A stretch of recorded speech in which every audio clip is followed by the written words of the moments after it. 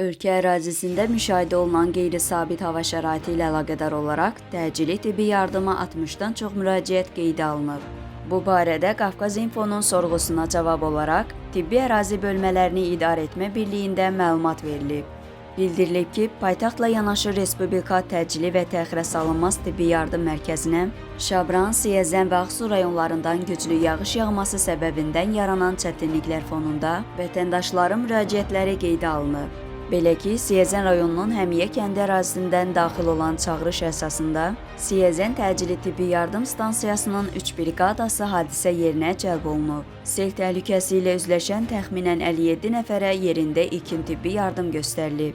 Həmin şəxslərdən daha ixtisaslı tibbi yardıma ehtiyacı olanlar təxliyə edilərək Siyəzən rayonu mərkəzi xəstəxanasının təcili tibbi yardım şöbəsinə yerləşdirilib. Hazırda 26 nəfərin müalicəsi stasionar olaraq davam etdirilir.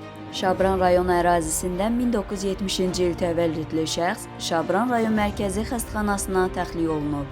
Təcili tibbi yardım şöbəsinə yerləşdirilən şəxsə zəruri tibbi yardımlar göstərilib və ambulator müalicə üçün evə buraxılıb.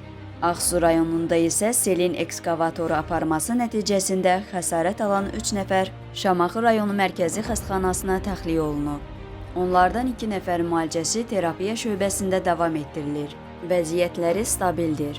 Digər şəxsin vəziyyəti isə qənaətbəxş qiymətləndirilib və ambulator müalicə üçün evə buraxılıb. Qeyd edək ki, sözügedən hadisə nəticəsində bir nəfərin həkimə qədər ölüm faktı qeydə alınıb.